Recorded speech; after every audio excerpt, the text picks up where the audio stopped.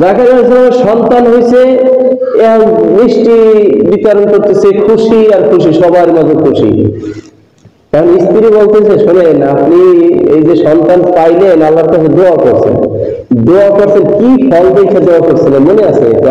ওই মরিয়ম আলাইহিস সালামের ফল দেখে দোয়া করছেন। তো তার কি এই সংবাদটা জানাইছে যে তার ভাই হয়েছে, তার খালাতো ভাই হয়েছে, এটা কি জানাইছেন? না তো, আসলেই তো ভালো কথা মনে করছো, চল তারে জানাই। যাইয়া জানালে, হে মরিয়ম, শোনো, তোমার খালাতো ভাই হয়েছে। মরিয়ম আলাইহিস সালাম আশ্চর্য হয়ে গেছে, এ কি অবস্থা, আমার খালু সে বুড়া আর খালা সেও বুড়া, এই অবস্থা সন্তান। আশ্চর্যের উপর আশ্চর্য, আশ্চর্য লাগে না? এরপরে মরিয়ম আলাইহিস সালাম এত আশ্চর্য হয়ে গেলেন যে ধারণা পেত। আল্লাহ বললেন, হ্যাঁ মরিয়ম, তুমি আশ্চর্য হয়েছ, এর চেয়ে বড় আশ্চর্য কাজ তোমার মাধ্যমে আমি দেখাবো। সুবহানাল্লাহ। ফখরুদ্দিন রাজি, তার কাছে এরকম শয়তান আসছে, সে বালাগাত মানতে এই সাবজেক্টে সে অনেক দক্ষ ছিল, অনেক যুক্তি তর্ক মানুষের সাথে করতে পারতো, কোনোদিন কোনো জায়গায় ঠকে না। তো শয়তান এই বলতেছে, প্রথমত বলছে আল্লাহ নাই, শয়তান যুক্তি দিছে, এ আবার যুক্তি খণ্ডন করছে, আবার শয়তান যুক্তি দিছে, এ যুক্তি খণ্ডন করছে। এরপরে বলতেছে যে শয়তান তো, আল্লাহ তো তিনজন। তখন ফখরুদ্দিন রাজি রহমতুল্লাহ বলতেছেন যে না, আল্লাহ একজন, তার পক্ষে আবার যুক্তি দিতেছে। এইভাবে যুক্তি তর্ক দেওয়ার পরে শয়তান 100 পর্যন্ত যুক্তিতে গেছে। 100 নম্বরের যুক্তিটা যখন দিছে যে আল্লাহ তিনজন বা আল্লাহ নাই এর পক্ষে, তখন ফখরুদ্দিন রাজি রহমতুল্লাহ প্রথমত হয়ে গেছে। 100 যুক্তি 99টা খণ্ডন করছে, 100 নম্বরের দিতে পারতেছে না। তখন তার উস্তাদ উযু করতেছিলেন,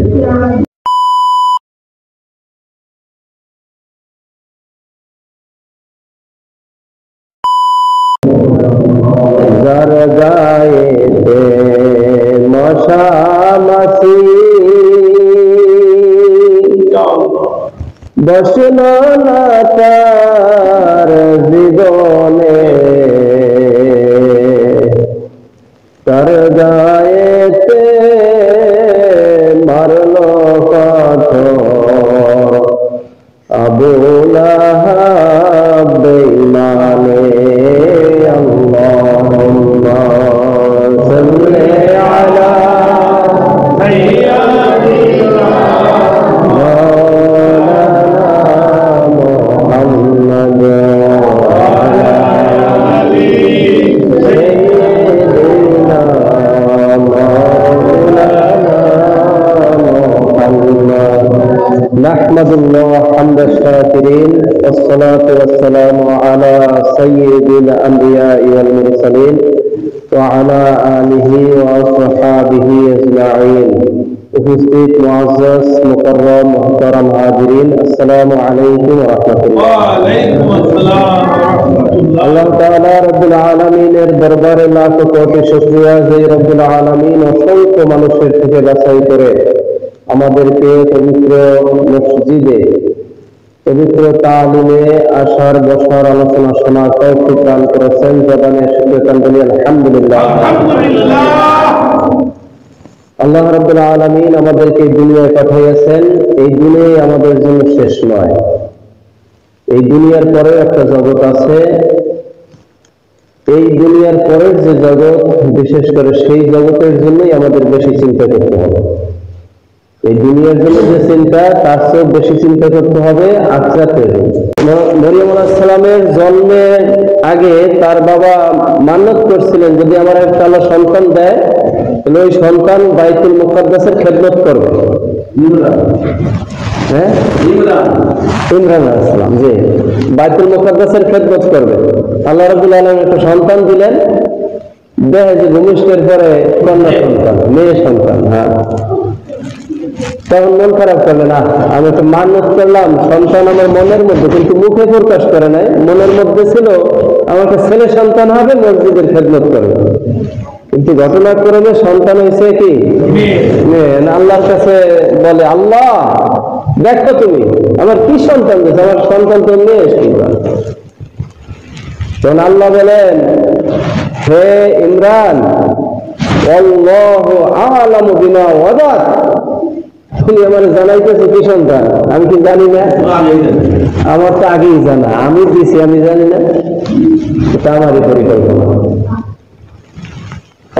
মরিয়ম আলাইহিস সালামের দায়িত্ব পালন করবে কি বিরাট বড় ঘটনা। সংক্ষেপ কথা হলো, হযরত জাকারিয়া আলাইহিস সালাম কি করছেন, এই দায়িত্ব পালন করছেন। সম্পর্কের দিক থেকে আবার ভালো। মরিয়ম আলাইহিস সালামের জন্য একটা ঘর নির্মাণ করছেন মসজিদের সাথে, যাতে যোগাযোগ মানে সবাই চলে গেলে যাতে ঝাড়ু দিতে পারে, বিভিন্ন কাজ করতে পারে। মসজিদের পাশে একটা ঘর উঠে দিলেন। ওই ঘরের মধ্যে সব কিছুর ব্যবস্থা। আর ওই ঘরে ঢুকতে হলে 7টা তালা, 7টা গেট অতিক্রম করে ঢুকতে হবে। 7টা তালা মারার মধ্যে একটা ঘর, সেই ঘরের মধ্যে সে ছিল, এবং সেই ঘরে সব কিছুর ব্যবস্থা, গোসল, দৌড়ি, খেলাধুলা, পাঠ শাক, সব কিছু ওই ঘরের মধ্যে। একদিন জাকারিয়া আলাইহিস সালামের স্ত্রী বলতেছে, আপনি কি খেয়াল করেন না, এই যে মরিয়ম সে তো খায় না, তার যে খাবার দেয়, যেভাবে টেবিলকে দেয় সেইভাবেই আপনি তো নিয়ে আসেন, কিন্তু খায় না, তা আপনি কি খেয়াল করেন না? তখন তার হুঁশ হইল যে কি বলে, আমি তো আসলে খেয়াল করি নাই। পরে আজকে সর্বপ্রথম টিফিন ক্যারিয়ার নিয়ে ঢুকছে, খাবার নিয়ে ঢুকছে, ঢুকার সাথে সাথে আপনার নজর করলেন যে কোথায় কি আছে, কোথায় কি আছে, এটা আগে নজর করবেন। দেখেন যে ওই যে বিল্ডিং এর চতুর্পাশে কার্নিশ কি থাকে না, তাক থাকে না, ওই তাকে চতুর্পাশে সাজানো ফল, ফল আর ফল, বেমৌসুমি ফল, মানে যে ফল ওই মৌসুমে নাই সেই ফল সাজানো, এবং বড় বড় একটা ফল, এই দুনিয়ার সাথে ফলের মিল নাই। জামরুল, দুনিয়ার যে জামরুল ছোট হয় না, আর ওইটা অনেক বড়, এইরকম বিভিন্ন ধরনের ফল চতুর্পাশে সাজানো। তখন ধমক দিলেন, হে মরিয়ম, এই যে চতুর্পাশে ফল সাজানো, এত ফল আমি তো এতদিন খেয়াল করিনি, কে দিল তোমাকে এত ফল, কোথায় পাইলা, কার সাথে সম্পর্ক? তখন মরিয়ম আলাইহিস সালাম মোলায়েম কণ্ঠে বললেন, হে খালুজান, আপনি দেখেন এই যে ফল, দুনিয়ার ফলের সাথে কোনো মিল নাই, এই দুনিয়ার ফলের সাথে কোনো মিল নাই, এই মৌসুমে এই ফল পাওয়াও যায় না, আপনি কি সন্দেহ করতেছেন? তাকাই দেখেন ভালোভাবে।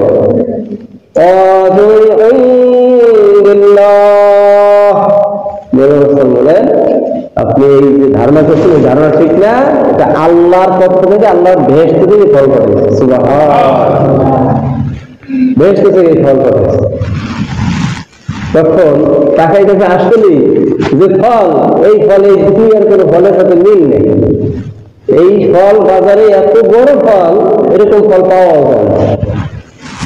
তখন জাকারিয়া আলাইহিস সালামের বয়স তখন 100-র উপরে, তার স্ত্রীর বয়সও 80 বা 90, এরকম অনেক বেশি বয়স।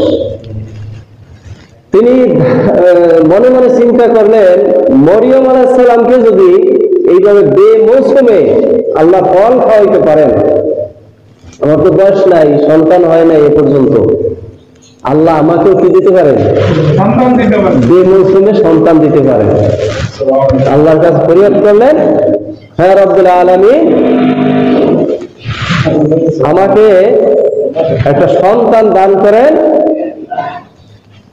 ছেলে সন্তান। উনি নাম করে বলেন ছেলে সন্তান। আগে ইমরান আলাইহিস সালাম দোয়া করছে কি সন্তান, ছেলেও কয় নাই, মেয়েও কয় নাই। এবারে বলছেন যে আমাকে রব্বি হাবলি মিনাস সালিহিন, হে রব্বুল আলামিন, আমাকে নেককার এবং ছেলে সন্তান দান করেন। আল্লাহ রাব্বুল আলামিন তার দোয়া কবুল করেন। কিছুদিন পরে তার একটা সন্তান হলো, এই সন্তানের নাম ইয়াহইয়া আলাইহিস সালাতু ওয়াস সালাম। সুবহানাল্লাহ। এই যে সন্তান আল্লাহর কাছে চাইতে হয়, আল্লাহ রাব্বুল আলামিন যে সন্তান দেয় এর উপর সন্তুষ্ট থাকতে হয়। জাকারিয়া আলাইহিস সালামের সন্তান হয়েছে, মিষ্টি বিতরণ করতেছে, খুশি আর খুশি, সবার মাঝে খুশি। কারণ স্ত্রী বলতেছে, শোনেন আপনি এই যে সন্তান পাইলেন, আল্লাহর কাছে দোয়া করছেন, দোয়া করছেন কি ফল দেখে দোয়া করছিলেন মনে আছে? ওই মরিয়ম আলাইহিস সালাম ফল দেখে দোয়া করছেন। তো তার কি এই সংবাদটা জানাইছে যে তার ভাই হয়েছে, তার খালাতো ভাই হয়েছে, এটা কি জানাইছেন? না তো, আসলেই তো ভালো কথা মনে করছো, চল তারে জানাই। যাইয়া জানালে, হে মরিয়ম শোনো, তোমার খালাতো ভাই হয়েছে। মরিয়ম আলাইহিস সালাম আশ্চর্য হয়ে গেছে, এ কি অবস্থা, আমার খালু সে বুড়া আর খালা সেও বুড়া, এই অবস্থা সন্তান। আশ্চর্যের উপর আশ্চর্য, আশ্চর্য লাগে না? এরপরে মরিয়ম আলাইহিস সালাম এত আশ্চর্য হয়ে গেলেন যে ধারণা পেত। আল্লাহ বললেন, হ্যাঁ মরিয়ম, তুমি আশ্চর্য হয়েছ, এর চেয়ে বড় আশ্চর্য কাজ তোমার মাধ্যমে আমি দেখাবো।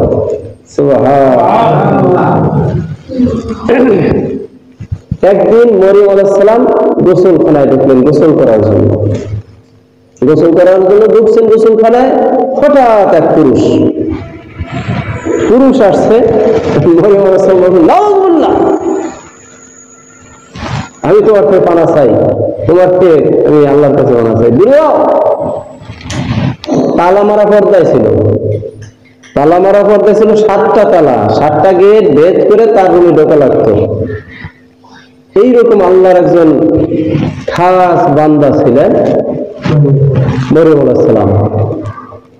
তো হঠাৎ পুরুষ দেখলে ভয় পাওয়ার কথা না, ভয় পাওয়ার কথা। আল্লাহর কাছে ক্ষমা চাইবেন যে আল্লাহ এই পুরুষ থেকে আমাকে কি করো, মাফ করো। তখন তিনি পরিচয় দিলেন, তুমি ভয় পাও না, আমি দুনিয়ার কোন পুরুষ না, আমি পুরুষ বেশে যদিও, কিন্তু আমি একজন ফেরেশতা, আল্লাহর পক্ষে ফেরেশতা। যদিও আমি মানুষের বেশে, কিন্তু আমি মানুষ না, আমি আল্লাহর পক্ষ থেকে একজন ফেরেশতা আসছি। মরিয়ম আলাইহিস সালাম আশ্বাস করলেন যে ফেরেশতার সাথে তো দেখা সাক্ষাৎ জায়েজ আছে, সমস্যা নেই। ফেরেশতা বলতেছে, আমি একটা সুসংবাদ নিয়ে আসছি। বলতেছে, কি সুসংবাদ? তুমি হা করো। যখন হা করছে, ওই ফেরেশতা ফু দিছে মুখের মধ্যে। ফু দেওয়ার সাথে সাথে উনি মনে করলো আমার পেটের ভিতরে কি জানি গেছে। তখন বললেন যে তোমাকে আমি আল্লাহর পক্ষ থেকে একটা সুসংবাদ দিতেছি, তোমার এক ছেলে হবে, ছেলের নাম কি হবে তাও আল্লাহ জানাই দিয়েছেন, ঈসা ইবনে মরিয়ম। তখন মরিয়ম আলাইহিস সালাম আশ্চর্য হয়ে গেছে, কি কয়, কিভাবে আমার সন্তান হবে? আমি খারাপ কোনো মহিলাও না, আর আমার কোনো পুরুষ স্পর্শ করে নাই, তাহলে আমার কিভাবে সন্তান হবে? আল্লাহ যদি চায় এইভাবেই হবে। ফেরেশতা জানাই দিলেন, আল্লাহ যদি চায় এইভাবেই হবে, এইভাবেই হবে। এই কথাটা যখন সন্তান ভূমিষ্ঠ হবে তার আগে আগে জানিয়ে গেল মানুষ। জানার পরে মসজিদ থেকে তার বের করলো, বের করে মরুভূমির মাঝখানে রাখলো, একটা মরা গাছের সাথে আটকে। গাছের মরা গাছের সাথে, গাছের ডাল ডোল আছে ঠিকই, কিন্তু ওই পাতা মরা, পাতা নাই। তো মরিয়ম আলাইহিস সালামের এইভাবে বাইন্দা রাখা, তার সব চলে গেছে, কোনো খাবার নাই, কিছু নাই।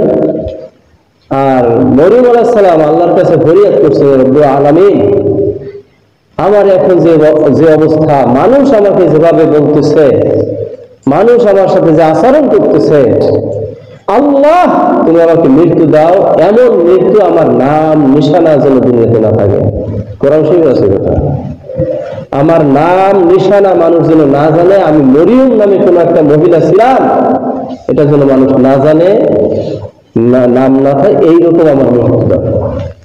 আল্লাহ সাথে সাথে ফেরেশতা আসছে, হ্যাঁ মরিয়ম, দুঃখ করো না, চিন্তা করো না, তোমার সাথে আল্লাহ আছে। খাবারের চিন্তা করতেছো, এই গাছ ধরে নাড়া দাও। এতদিন তুমি বেহেশতের খাবার পেয়েছো মসজিদে বসে, সব মানুষ তোমাকে প্রত্যাখ্যান করেছে, এখন কি আল্লাহ তোমাকে ভুলে যাবে নাকি? তুমি গাছ ধরে নাড়া দাও, নাড়া দেওয়ার সাথে সাথে দেখো তাজা তাজা খেজুর করতেছে। এই খেজুর খাও, মন ঠান্ডা করো, প্রাণ ঠান্ডা করো, পায়ের আঘাত করো, আঘাত করার সাথে দেখবে তুমি নহর জারি হয়ে গেছে, পানির ব্যবস্থা হয়ে গেছে। খাও, গোসল করো, তোমার প্রয়োজন মেটাও। দেখো সব কিছু নির্দিষ্ট সময় সন্তান ভূমিষ্ঠ হইল। ভূমিষ্ঠ হওয়ার পরে মানুষজন একটা ডেট দিল, এদের বিচার হবে, অমুক দিন বিচার হবে। অমুক দিন এটা কি হবে? যেদিন ডেট দিছে সেদিন সন্তানের বয়স হলো 18 দিন। সন্তানের বয়স কত? 18 দিন। লক্ষ লক্ষ মানুষ উপস্থিত। বুঝলেন তো, এই সব বিচারে মানুষ হয় না, লক্ষ লক্ষ মানুষ উপস্থিত। কেউ জিজ্ঞাসা করতেছে আগে বিচার করো না, একটু জিগে কিছু কথাবার্তা বলি তারপর বিচার করো। মরিয়ম আলাইহিস সালামকে জিজ্ঞাসা করতেছে, বলো সন্তানের বাপ কেরা? তোমার বিচার হবে, বাপের বিচার হবে।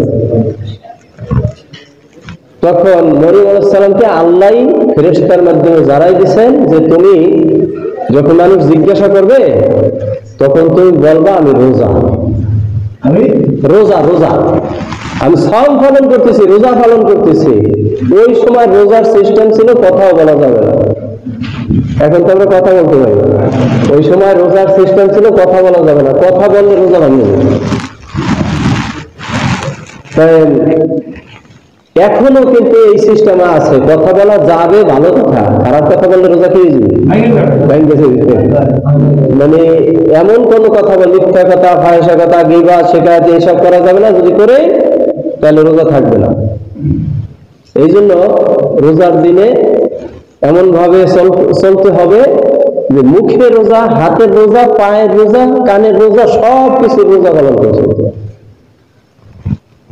মরিয়ম আলাইহিস সালামকে যখন জিজ্ঞাসা করছে যে এই সন্তানের বাপ কেরা বলো, তখন উনি কথা বলতেছে না, বলতেছে আমি রোজা, আল্লাহর উদ্দেশ্যে আমি রোজা ভান করছি, রোজা রাখছি। ভান ধরছে, এতো বিচারের থেকে খালাস, মাপ পাওয়ার জন্য এই ধরছে, সুযোগ নিতেছে। ভালোভাবে জিজ্ঞাসা, জিজ্ঞাসা করছে যে বলো এই সন্তানের বাপকে। তখন ইশারা দিছে এই সন্তানের কাছে জিগাও। আমি কি বলবো? সন্তানের কাছে জিগাও। কেউ কেউ বলতেছে এই সন্তান কথা বলবে, দোলনায় পেঁচানো সন্তান, শিশু বাচ্চা, এই সন্তান কিভাবে কথা বলবে? এর সাথে আমরাই বা কিভাবে কথা বলবো? সন্তানও বলতে পারবে না, আমরাও বা কিভাবে বলবো? একজন আবার চালাক, সে এসে জিজ্ঞাসা করে, এই তুমি কথা বলবা, বলো তো তোমার বাপ কে? না বলতেছে, বলো তোমার বাপ কে? তখন ওই সন্তান ওই দোলনার থেকে এরকম হামাগুড়ি দিয়ে উঠছে, ওঠার পরে মাথা খাড়া করছে, মাথা খাড়া করে বলছে, ইন্নী আব্দুল্লাহ আতানিয়াল কিতাবা ওয়া জাআলানি নাবিয়্যা। এরকম আরো অনেক কথা বলছে। কয়দিন বয়স? 18 মাস না 18 দিন? 18 দিন, 18 মাসও না, বছর, 18 দিন বয়স কথা বলছে। মরিয়ম আলাইহিস সালাম দেখতেছে সন্তান কথা বলতেছে, তার খুশি লাগতেছে না? পেছনের দুঃখ আস্তে আস্তে বুঝতে যেতেছে। এখন সব ঠান্ডা হয়ে গেছে, চতুর্পাশে যে গন্ডগোল, এটা সব ঠান্ডা হয়ে গেছে। আর কথায় স্পষ্ট, একটা ভালো মানে যুবক যেভাবে কথা বলে সেইভাবে স্পষ্ট শব্দে, স্পষ্ট আওয়াজে কথা বলতেছে, সব ঠান্ডা। এবার বলতেছে, বলো আবার তোমার বাপকে? আমাকে সন্দেহ হয়? আদম আলাইহিস সালামের বাপকে বলতেছে, আদম আলাইহিস সালামের বাপের নাম তো কোরআন শরীফ আছে কথাগুলো।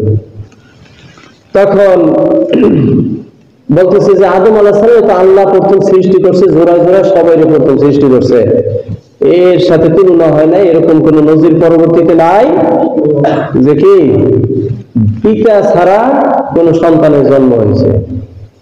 তোমার বাপকে এটা আমরা জানতে চাই। আদম আলাইহিস সালামের কথা হচ্ছে স্পেশাল আলাদা, ওটা এখানে বলা যাবে। অর্থাৎ তোমরা নিয়ে আসো, হাতে মাটি নিয়ে আসো। তো প্রত্যেকেই হাতে মাটি নিয়ে আসছে, মাটি নিয়ে আসতে পর ফু দিছে, ফু দেওয়ার সাথে সাথে ওই মাটি পাখি হয়ে উড়ে গেছে, হাতে রাখতেই পারে না। এরকম ধরে তো মাটি প্রথম রাখছে, ওই পাখি হয়ে উড়ে গেছে, হাতে রাখতে পারে না। প্রত্যেকে এরকম মাটি নিয়ে আসছে। তো লক্ষ লক্ষ মানুষ প্রত্যেকে যদি মাটি নিয়ে আসে, লক্ষ লক্ষ পাখি না আকাশে, এরকম প্রত্যেক পাখি দূরে যায় না, উপরে একটা সামিয়ানার মতো চান্দানোর মতো হয়ে গেছে। এখন একজন বলতেছে ওই পাখিটা আমার, ওই পাখিটার কয়টা কালার? 3টা কালার। একজন না আমারটা 4টে কালার, না ওই পাখিটা আমার, ওটা 5টা কালার, না আমারটা ওইটা 7টা কালার। ঝগড়া করতেছে ছোট্ট গলায়, বড় কণ্ঠে একটা ধমক দেওয়া, চুপ বলো এই পাখিদের মা বাপকে। এই পাখি তোমাদের সামনেই তো তৈরি হলো, বলো এর মা বাপকে। সাথে সাথে থামিয়ে গেছে, না আমাদের সামনে তৈরি করছেন, মাও নাই এদের, মাও নাই বাপও নাই, আমার তো মা আছে, আমার বাপ নাই, তাতে কি হয়েছে? আল্লাহর কুদরত, আল্লাহর কুদরতে আমার সৃষ্টি, আমি আরো তোমাদেরকে কুদরত দেখাবো। এই পাখি যে হয়েছে, এই পাখি আপনার রং বেরঙের পাখি, একদল লোক তারা আবার কান্নাকাটি করতেছে যে কুদরত জারি হয়ে গেছে, তারা অন্ধ, চোখে দেখে আমার কাছে নিয়ে আসো, চোখে দেখে না, আমার কাছে নিয়ে আসো। জন্মান্ধ, জন্ম থেকে অন্ধ, মুছা দিছে, সাথে সাথে সব দেখতেছে, হ্যাঁ একেবারে সুন্দর ভাবে দেখতেছে, দুনিয়া সব কিছু দেখতেছে। চোখ ভালো, ভালো মানুষের যেভাবে চোখ থাকছে, চোখ ভালো হয়ে গেছে।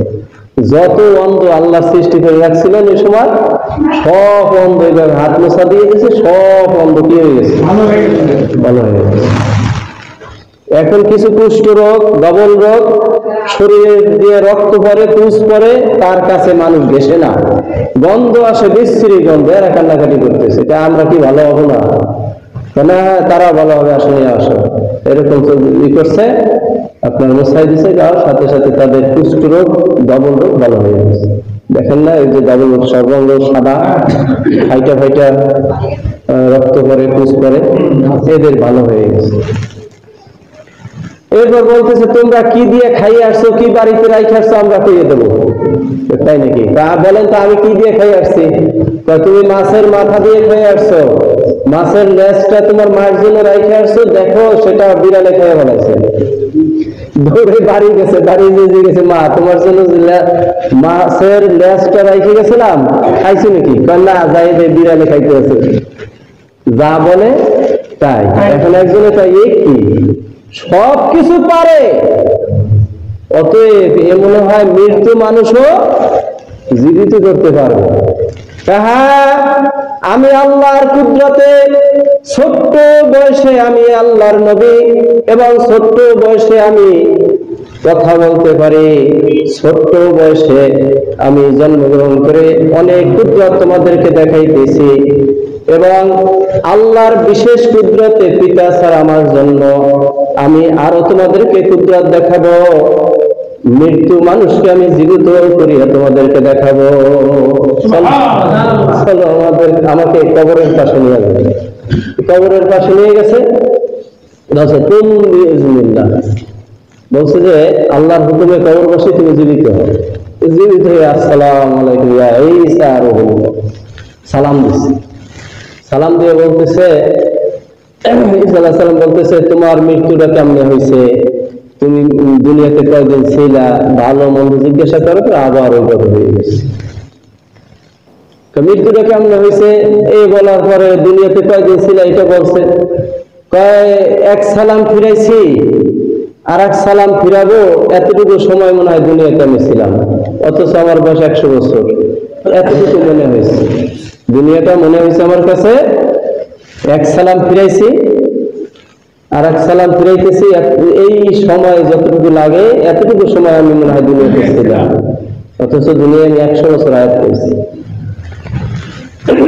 আমি এই কথাটা বলার জন্য এই প্রসঙ্গটা টানলাম যে ঈসা আলাইহিস সালাম যখন কবরবাসীদেরকে জীবিত করছে, কবরবাসীদের সাথে এরকম কথাবার্তা বলছে, অনেক কথাবার্তা বলছে। তারা এরকম বলছে যে কেউ বলছে আমি কোন ঘরের এক দরজা দিয়ে ঢুকছি আর এক দরজা দিয়ে বাইরেছি, এতটুকু সময় আমি দুনিয়াতে ছিলাম।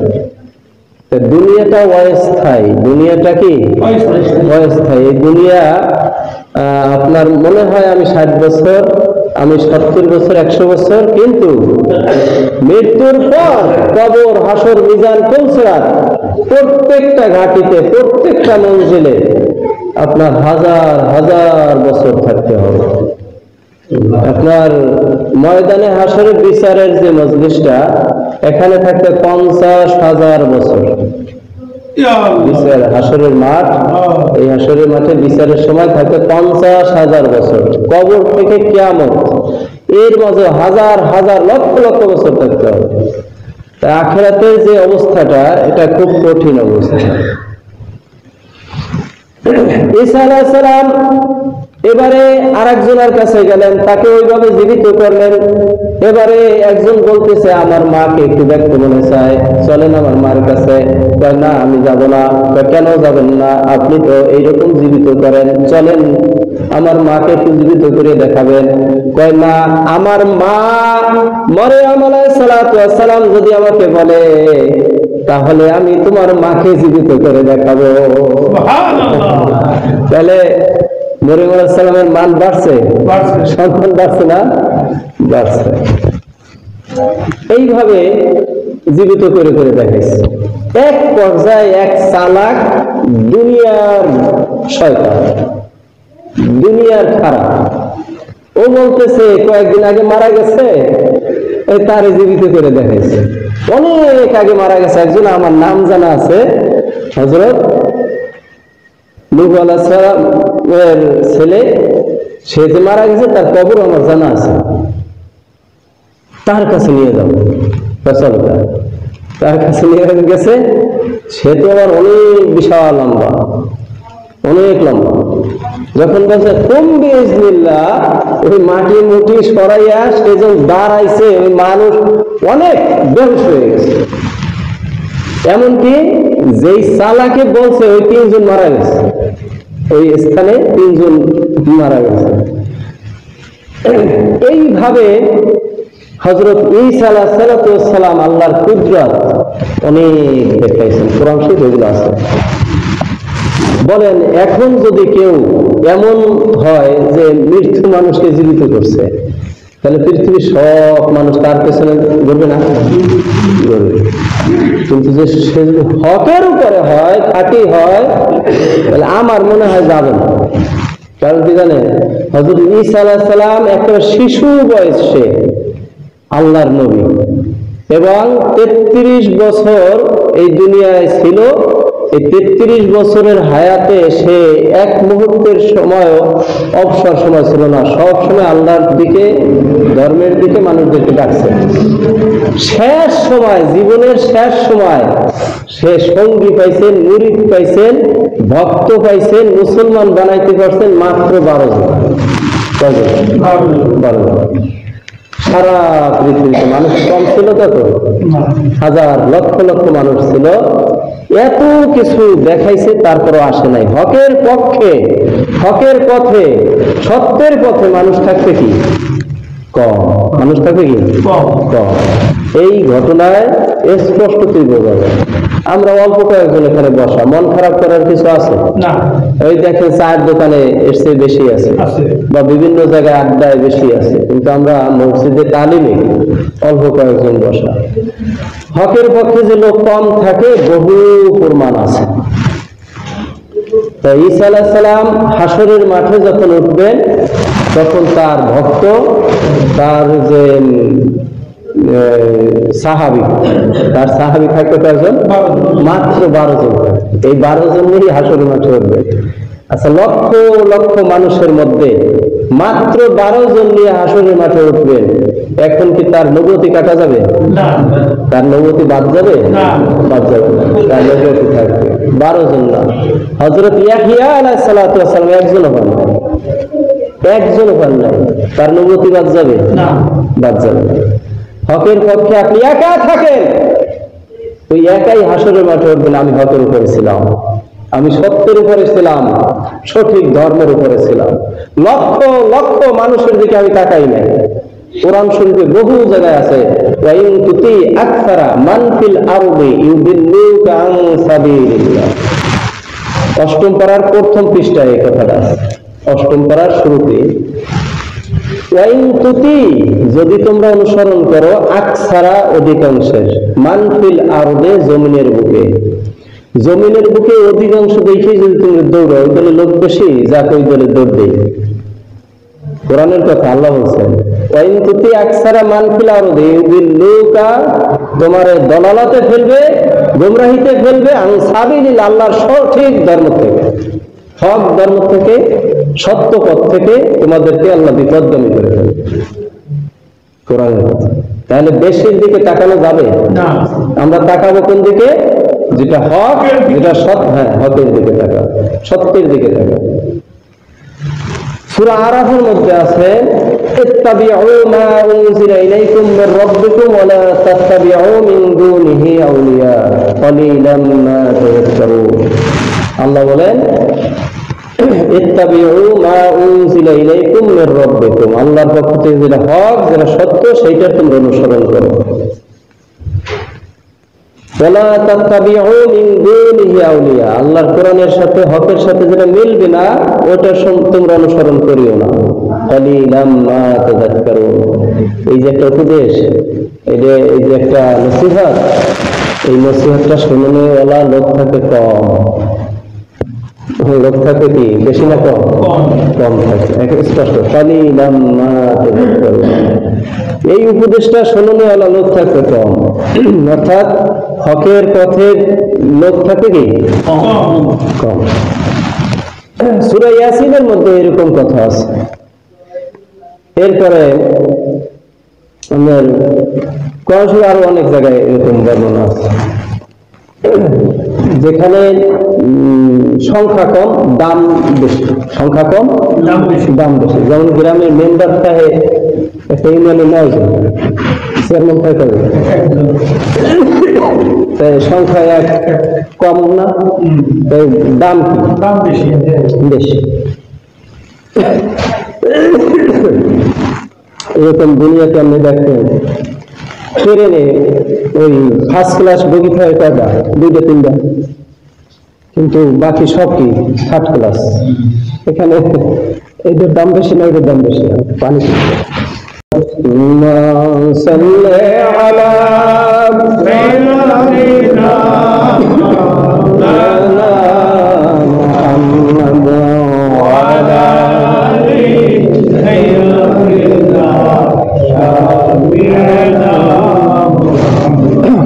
আল্লাহ বলেন, ইয়া আইয়ুহাল্লাযীনা আমানু দুখুলু ফিস-সিলমি কাফা, হে ঈমানদারগণ, তোমরা ইসলামের ভিতরে পূর্ণভাবে দাখিল হও। ওয়ালা তাত্তাবিউ খুতুওয়াতিশ শাইতান ইন্নাহু লাকুম আদুউম মুবিন, শয়তানের পদাঙ্ক অনুসরণ করো না, নিশ্চয়ই শয়তান তোমাদের প্রকাশ্য শত্রু। প্রথম ঘোষণা সম্বোধন করা হয়েছে ঈমানদারদেরকে, হে ঈমানদারগণ, তোমরা ইসলামে পূর্ণভাবে দাখিল হও। এই ঘোষণার মাধ্যমে আমরা স্পষ্ট বলতে পারি বা বুঝতে পারি, ঈমান আনলি পূর্ণ ইসলামে প্রবেশ করা হয় না। ঈমান আনলি ইসলামে পূর্ণভাবে প্রবেশ করা হয় না। ঈমানদার আছেন, অতএব আপনার চিন্তা করতে হবে, ঈমান আনার পরে আমি যে কাজগুলো করতেছি, এই কাজগুলো পূর্ণ ইসলামের কিনা, ইসলামের পূর্ণাঙ্গ সিলেবাস কিনা। যদি পূর্ণাঙ্গ সিলেবাস না হয়, এই আয়াত অনুসারে আপনি হকের উপরে নাই। এরকম এই একটা আয়াত না, আরো অসংখ্য আয়াত আছে। আল্লাহ রাব্বুল আলামিন বলেন, ইয়া আইয়ুহাল্লাযীনা আমানুত্তাকুল্লাহা হাক্কা তুকাতিহি ওয়া লা তামুতুন্না ইল্লা ওয়া আনতুম মুসলিমুন। হে ঈমানদারগণ, তোমরা আল্লাহকে ভয় করো, ভয়ের হক আদায় করো, অর্থাৎ ভয় করার মতো ভয় করো, মুসলমান না হইয়া মৃত্যুবরণ করো না।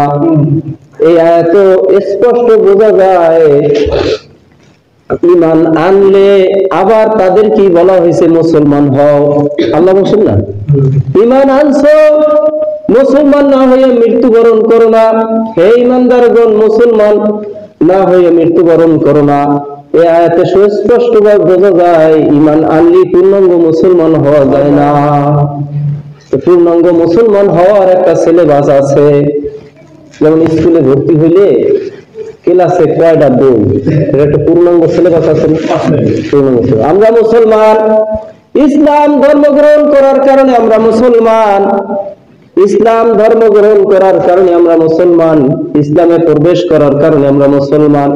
ইসলামে প্রবেশ করছি, আমাদের সিলেবাস কয়টা সেটা জানি না, অতএব আমি পূর্ণাঙ্গ মুসলমান কিনা আমি বলতে পারি না।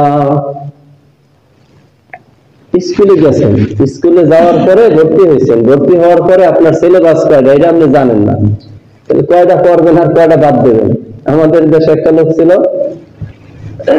দাখিল পরীক্ষা দিছে, দাখিল পরীক্ষা দিছে মুজাব্বেদ গ্রুপ দিয়া। মুজাব্বেদ গ্রুপে একটা সাবজেক্ট আছে ভাইবা, ওরা কম্পালসারি সাবজেক্ট, ভাইবা দিতে হয় 100 মার্কে। ওইটা না দিলে ফেল। অনেকটা আছে অ্যাটেন্ড করলে হয়, কিছু অতিরিক্ত সাবজেক্ট আছে, কিন্তু এটা অতিরিক্ত না, ফোর সাবজেক্ট না, কম্পালসারি, এটা দিতেই হবে। তা সে আর জানে না, বাস্তব ঘটনা। সে সব সাবজেক্ট লিখিত যেগুলো সব দিছে, ওই ভাইবা যেদিন সেদিন ওটা দেয় না।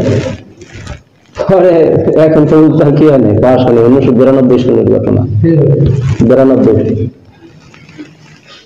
এখন পর্যন্ত তার পাশ হয় দাখিল পাশ। তাই এটা স্পষ্ট কথাই যে কোনো একটা সাবজেক্ট যদি আপনার বাদ যায়, কোনো একটা সাবজেক্ট যদি বাকি থাকে, তাহলে পাশ হবে না, পাশ হবে না।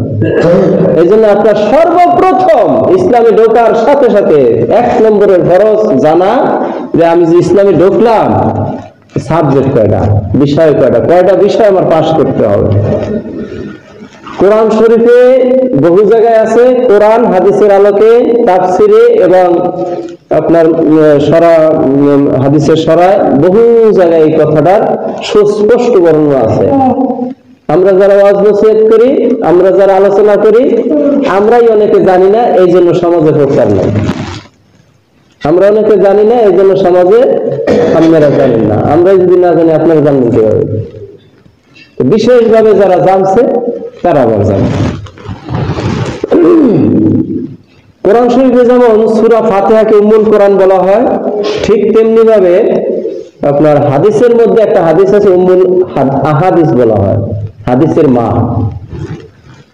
এই হাদিসটা বুখারী শরীফ আছে, মুসলিম শরীফ আছে। মুসলিম শরীফের কি সুন্দর ভাবে লেখা আছে, কি বর্ণনা করা হয়েছে এটার সংক্ষেপে আপনার ব্যাখ্যা লেখছে।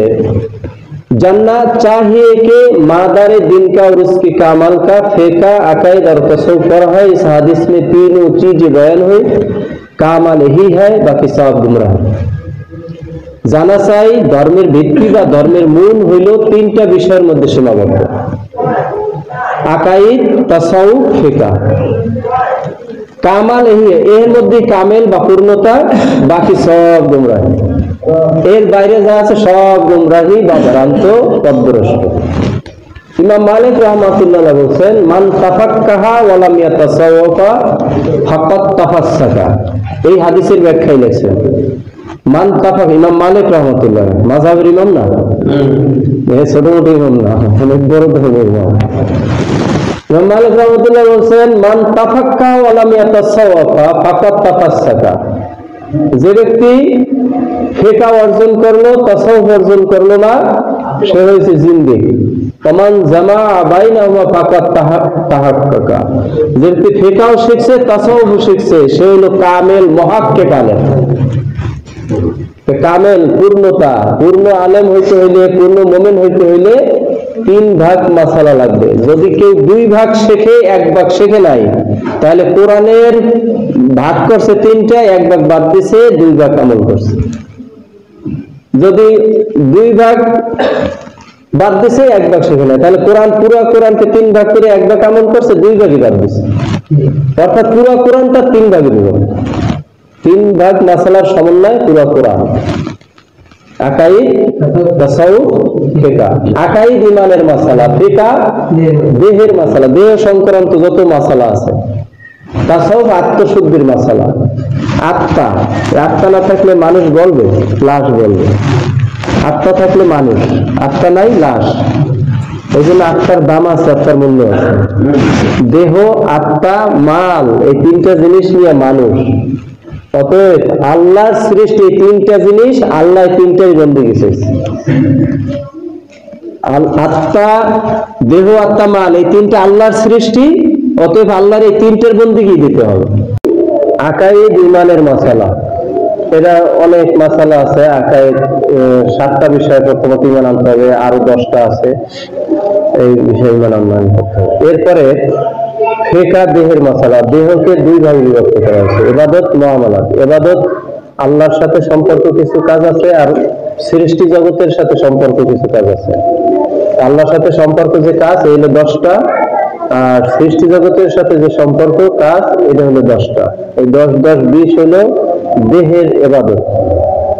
এলে মাকায়েত, তাহারাত, নামাজ, যাকাত, রোজা, হজ, কোরআন তেলাওয়াত, জিকির, দোয়া, তারতিবুল আওরাত। এই 10টা হলো আল্লাহর হক।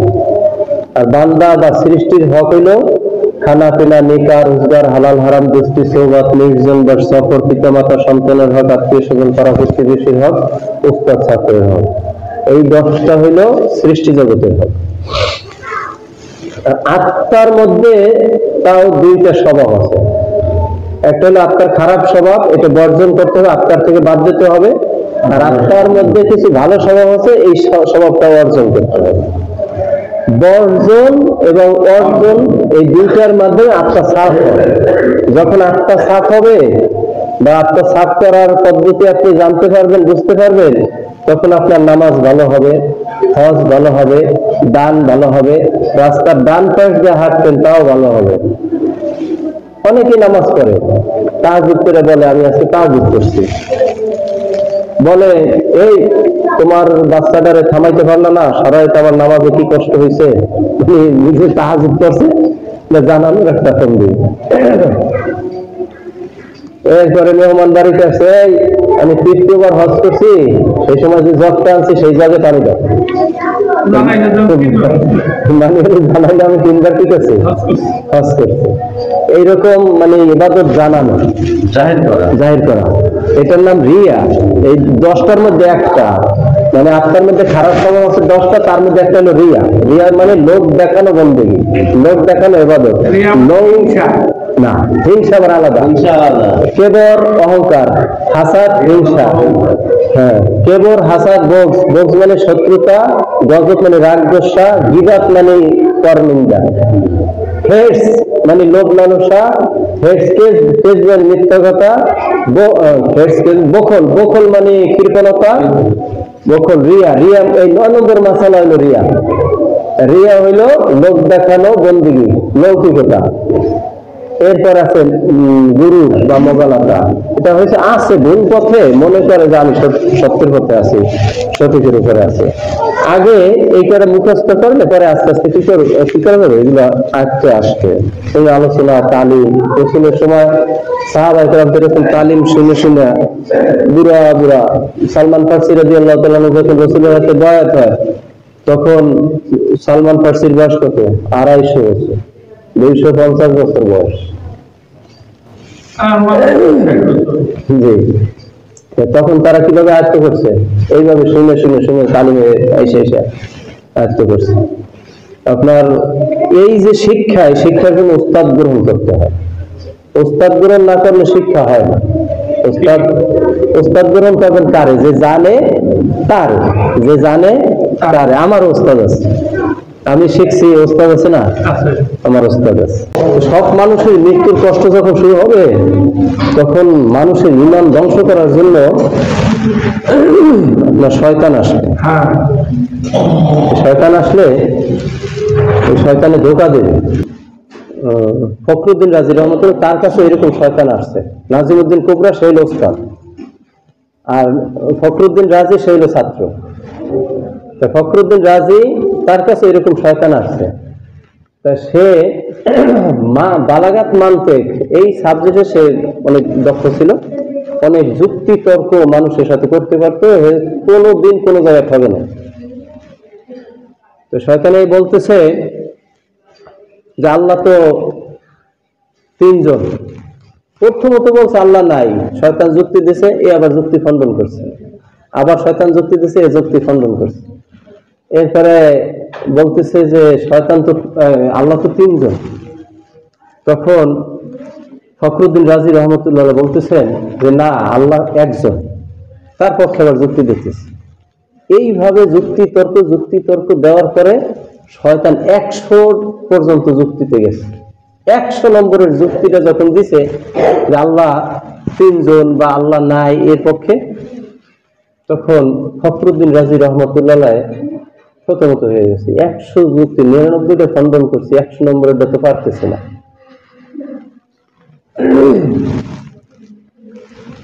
তখন তার উস্তাদ উজু করতেছিলেন,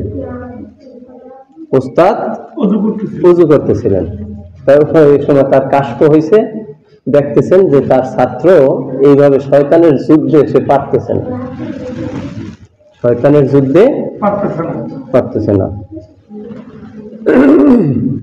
তিনি উজুর এক লোকমা পানি এরকম হাতে নিলেন, হাতে নিয়ে এরকম সামনে টিক্কা মারলেন যে ফখরুদ্দিন রাজি, তুমি বলো বিনা দলিলে আল্লাহ এক।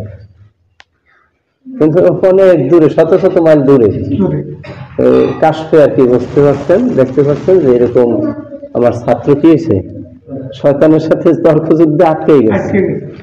এখন তিনি উজুর পানি এরকম মারলেন যে ফখরুদ্দিন রাজি, তুমি বলো বিনা দলিলে ছাড়া আল্লাহ এক। তখন তিনি বললেন শয়তান, বিনা দলিলে আল্লাহ এক। তখন শয়তান ভাগিয়ে গেছে। তখন কলেমা তওবা পড়তে পড়তে তার কি হয়ে গেছে, ইন্তেকাল। তো এটা তার জীবনীতে লেখা। ফখরুদ্দিন রাজি রহমাতুল্লাহ উনি তাফসির লেখছেন, উনি উস্তাদের নামে তাফসির লেখছেন। উস্তাদের নাম ছিল নাজিমউদ্দিন কোবরা। তো এই তাফসিরের নাম আছে তাফসিরে কাবির, তাফসিরের নাম তাফসিরে কাবির। নাজিমউদ্দিন কোবরা, তার কোবরা আছে ওই নামের সাথে মিলিয়ে রাখছেন তাফসিরে কাবির। তাফসিরে কাবির মশহুর তাফসির, বিশাল বড় তাফসির। এই যে ঘটনা, এই ঘটনায় আমরা বুঝতে পারি যে যদি উস্তাদ থাকে আল্লাহ রাব্বুল আলামিন যে কোনো কায়দায় কুদরতে শয়তানের থেকে কি করে, হেফাজত করে, বাঁচায়। এই শিক্ষা এটা কঠিন শিক্ষা, আবার শিখতে গেলে সহজ, শিখতে শিখতে শিখতে শিখতে কি সহজ হয়ে যায়। কিন্তু শিখতে হবে একজন উস্তাদ নিয়ে, একজন উস্তাদের শরণাপন্ন হয়ে তারপর কি করতে হবে, এটা শিখতে হবে। যদি আপনি উস্তাদ ছাড়া শেখেন, ভুল ভ্রান্তি হওয়ার সম্ভাবনা কি বেশি। আপনি বই দেখে শিখলেন, আপনি বই পড়তে পারেন, বই পড়তে পারলেই আপনি সবকিছু কিন্তু বুঝবেন না, অনেক বিষয় বোঝা যায় না। একজনে অল্প শিক্ষিত বই পড়তে পারে, বই পড়িয়া শিখছে যে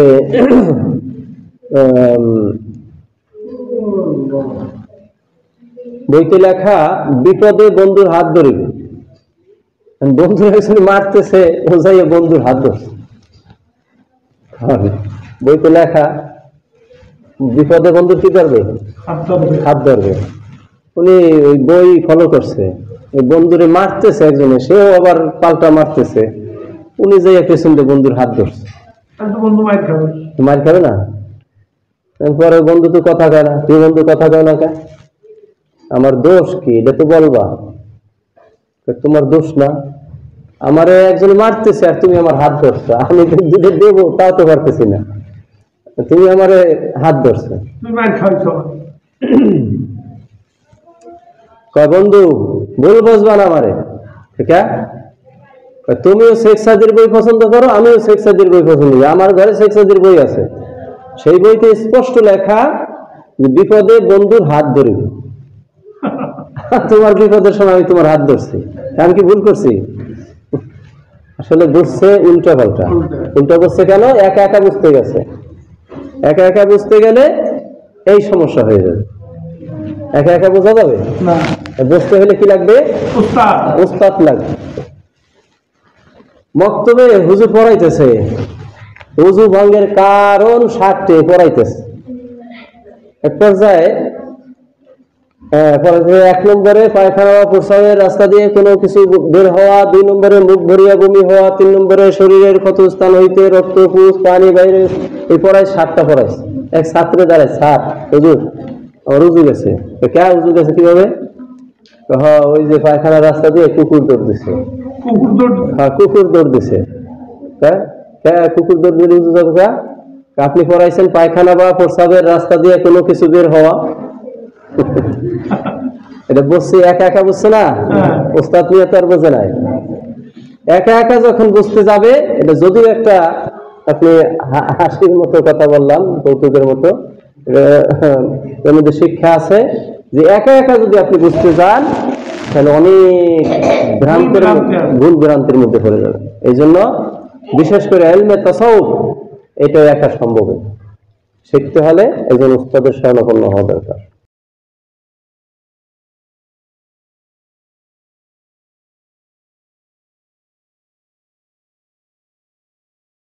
তারা আমি দেখে চিনবো এরা আমার উম্মত, তারাও আমাকে দেখে চিনবে আমি তাদের নবী।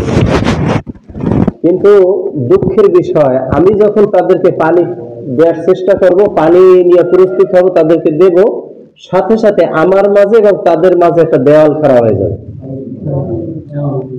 তাহলে আপনাদের কাছে প্রশ্ন, বলেন তো, এই যে তাদেরকে দেখে রাসূল চিনবে, কি দেখে চিনবে?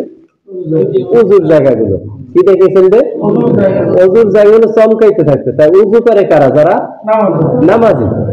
অর্থাৎ এই সমস্ত লোকেরা নামাজ পড়ছে, নামাজ পড়েই রাসূলের কাছে আসছে পানি খাবার জন্য। রাসূলের কাছে আসছে, পরিচয় দিচ্ছে আমি আপনাদের উম্মত, আমরা আপনার উম্মত, এই পরিচয় দিয়ে আসছে। সাথে সাথে দেওয়াল খাড়া হয়ে যাবে। তখন বিশ্ব নবী কসম করে আল্লাহর কাছে বলবেন, রব্বুল আলামিন আমি চিনতে পেরেছি এরা আমার উম্মত, এরাও চিনতে পেরেছে আমি তাদের নবী, আপনি দেওয়াল উঠাইয়া নিয়ে যান, আমি তাদেরকে পানি পান করাবো। আল্লাহর পক্ষ থেকে জানাইয়া দেওয়া হবে, হে আমার হাবিব আপনি তো জানেন না, এরা শুধু নামাজই করছে, বাহ্যিক ইবাদত থেকে ইবাদত বন্দেগী ঠিকই করছে, কিন্তু আত্মশুদ্ধি তাসাউফ অর্জন করে নাই, আত্মশুদ্ধি আত্মার পরিশুদ্ধি অর্জন করে নাই। অর্থাৎ এক ভাগ মানছে, এক ভাগ মানে নাই, কিছু মানছে কিছু মানে নাই, কিছু আমল করছে কিছু আমল করে নাই। এরা হইল সেই দলের লোক, আপনি তো চেনেন না। তখন বিশ্বনবী সাল্লাল্লাহু আলাইহি সাল্লামের সব কথা স্মরণ হয়ে যাবে। সেই তায়েফের ময়দানে 300-র উপরে আঘাত প্রাপ্ত হয়েছে ধর্মের জন্য, এই দিনের জন্য, পূর্ণাঙ্গ দিনের জন্য।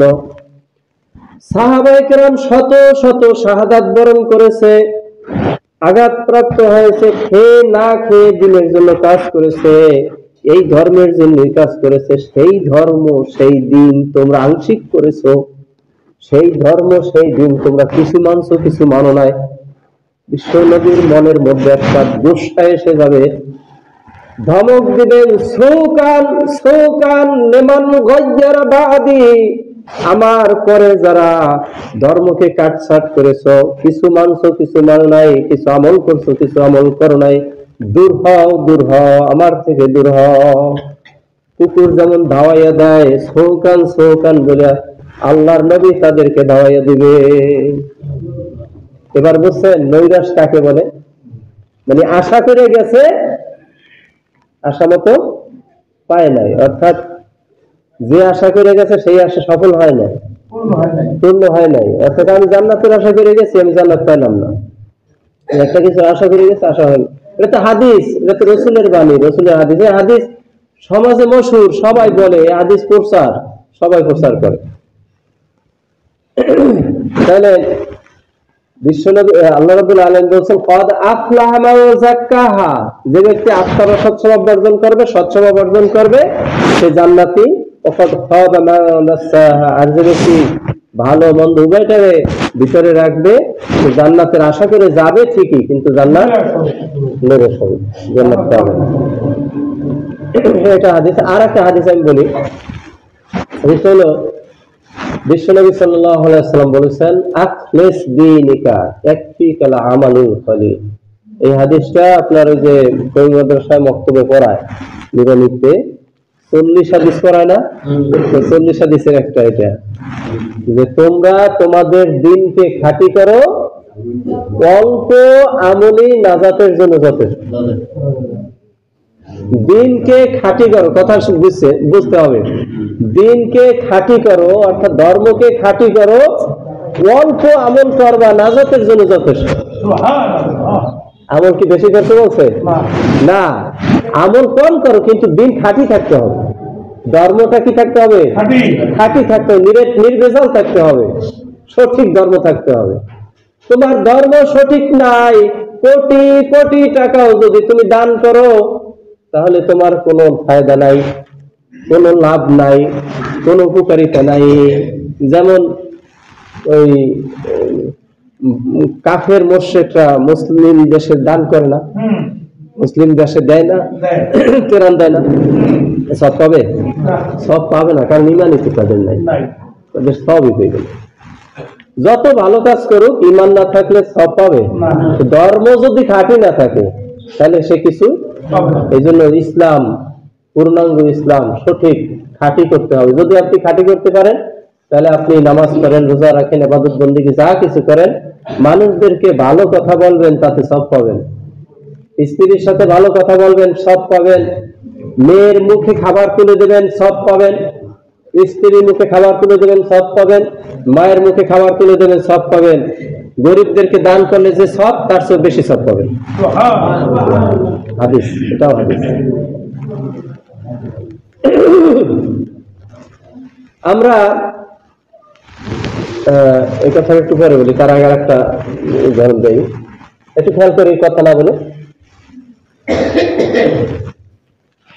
যখন আমাদের মৃত্যুর সময় গণাই আসবে, মানুষ মৃত্যুর সময় অনেক সমস্যা হয় না? অনেক সমস্যা হয়। আজরাইল আলাইহিস সালাম আসে একেবারে শেষ মুহূর্তে, মৃত্যুর আগ মুহূর্তে, 10 মিনিট 20 মিনিট আগে কিন্তু আসে না। এই মুমূর্ষু ব্যক্তির কাছে 2 ধরনের ফেরেশতা আসে। হাদিস শরীফ আছে, যদি ওই ব্যক্তি ভালো থাকে অর্থাৎ নেককার পরহেজগার হয়, তাহলে চতুর্পাশে রহমতের ফেরেশতা, বেহেশতের ফেরেশতারা চতুর্পাশে বেষ্টন করিয়া বসে থাকে।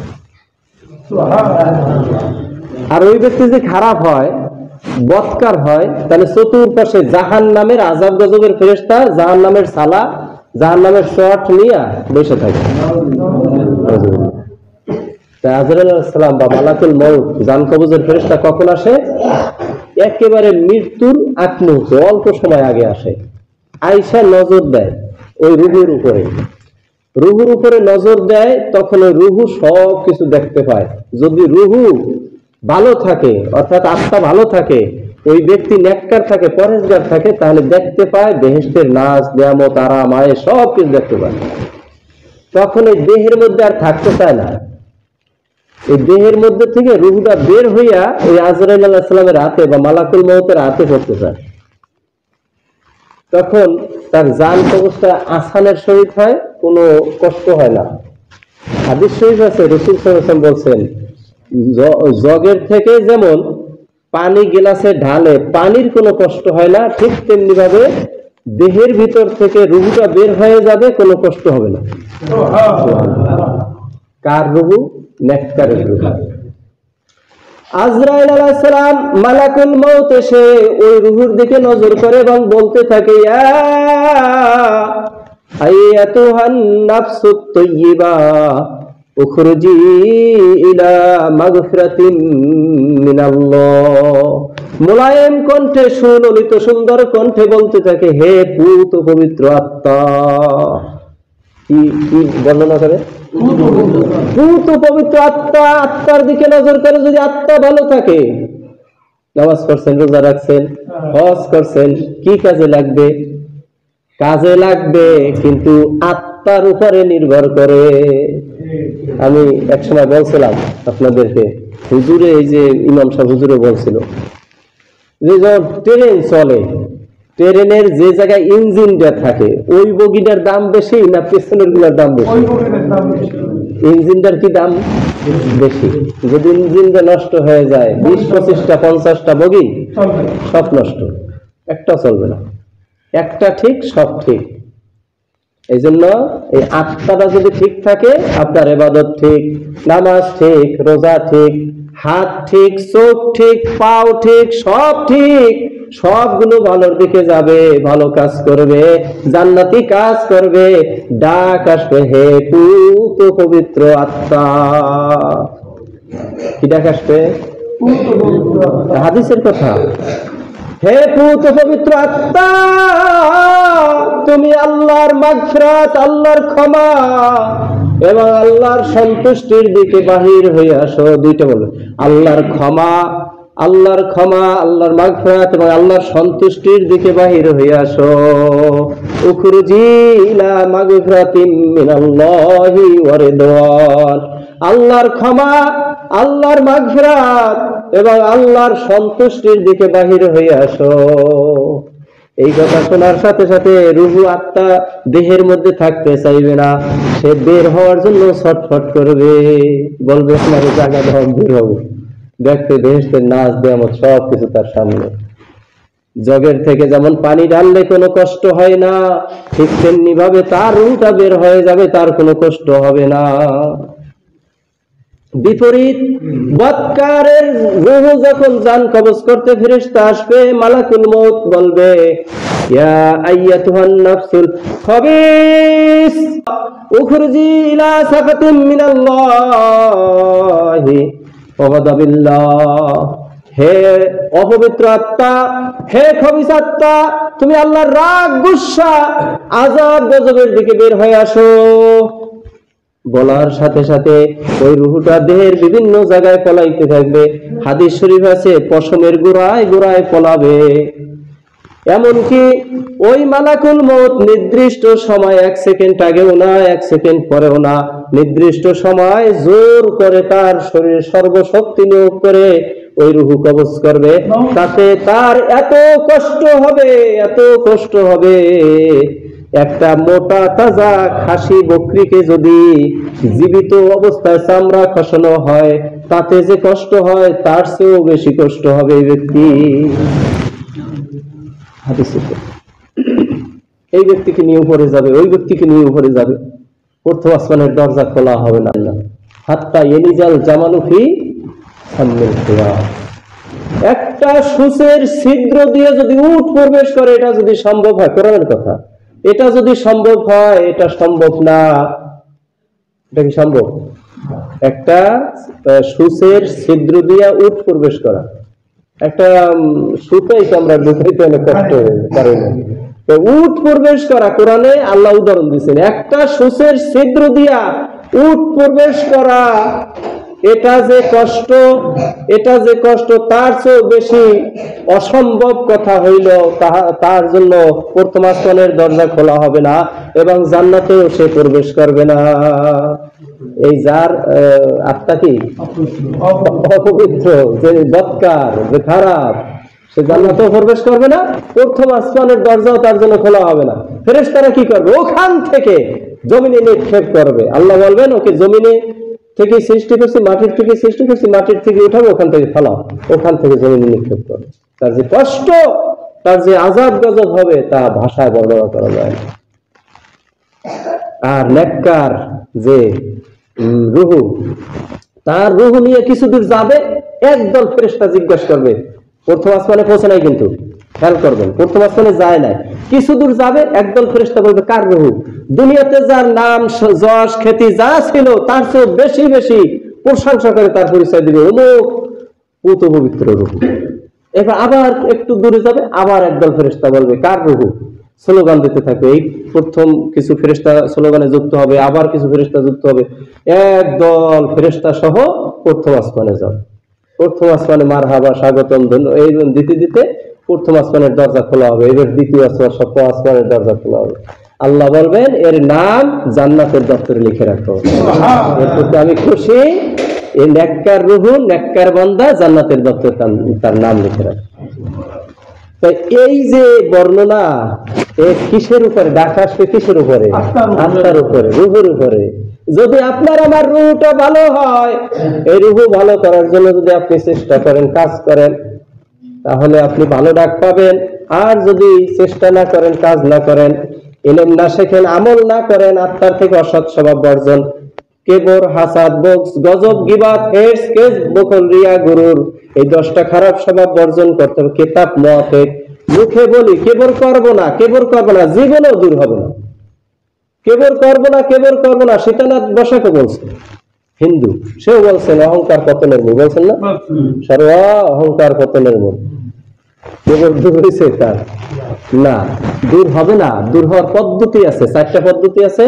কিতাব মুআফিক, এই 4টা পদ্ধতি যদি আপনি অবলম্বন করেন, তাহলে অহংকার দূর করা সম্ভব, হাসাদ দূর করা সম্ভব, বক্স, গজব, গিবাত, হিরস, কেজ, বখল, রিয়া, গুরুর দূর করা সম্ভব। নসেদ সম্ভব না, না, না। ইজালাতুহা ফারদুন আইনুন, আত্মার অসৎ সব বর্জন করা ফরজে আইন। ওয়ালা ইউমকিনু, হুজুর জানবে, ওয়ালা ইউমকিনু এটা মোজারে মনফি, এখনো না, সামনেও না, হবে না, বর্তমান ভবিষ্যৎ, দুইটা অর্থ দেয়। হাল, মুস্তাকবিল, বর্তমান ভবিষ্যৎ, দুইটা অর্থ দেয়। অর্থাৎ এটা দূর করা এখনো সম্ভব না, ভবিষ্যতেও সম্ভব হবে না। ইল্লা, 4টা মাসালা না জানা পর্যন্ত। কয়টা মাসালা জানতে হবে? 4টা মাসালা না জানা পর্যন্ত দূর করা সম্ভব হইতেছে না, হবে না। তাহলে 4টা মাসালা জানা কি ফরজ, 1 নম্বরে ফরজ। জানি না, এই ফরজ তরফ করছে। হাসরের মাঠে যখন ওই ইলম সম্পর্কে প্রশ্ন করবে, তখন আটকে যাবে, তখন আমরা ধরা খেয়ে যাব। অতএব সেই দিনের জন্য আমরা আজকে যেমন তালিমে উপস্থিত হয়েছি, ইনশাআল্লাহ এরকম তালিম হয় 15 দিন অন্তর, শুক্রবারই হওয়ার সম্ভাবনা বেশি থাকে। আপনারা তালিম উপস্থিত হবেন ইনশাআল্লাহ। আস্তে আস্তে রাসূল সাল্লাল্লাহু আলাইহি সাল্লামের কাছে, আমি বলছিলাম একটু আগে যে সালমান ফার্সি রাদিয়াল্লাহু তাআলা আনহু রাসূলের হাতে যখন বয়াত হয়, তখন তার বয়স 250 বছর, 250 বছর বয়স। তখনও তো রাসূলের সামনে হাঁটু গাইরে শিখছে না, তার চেয়ে বুড়ো আছেন কিরকম? কেউ আছি আমরা? অতএব শিখতে হবে, শিখতে হবে। আমিও ছাত্র। যদি শিক্ষা অর্জন করতে পারি, তাহলে পরজগতে নাজাতের ব্যবস্থা হবে। শিক্ষা অর্জন করতে যদি না পারি, তাহলে নাজাতের ব্যবস্থা হবে না। অতএব আখিরাতের জন্য, পরকালের জন্য, আমার জান্নাত জাহান্নামের জন্য আমার এটা বোঝা দরকার। হক না হকের জন্য বোঝা দরকার। সমাজে বহু আলোচনা আছে, বহু ওয়াজ নসিহত আছে। এই বহু ওয়াজ নসিহত আপনাকে জান্নাতে নেবে না।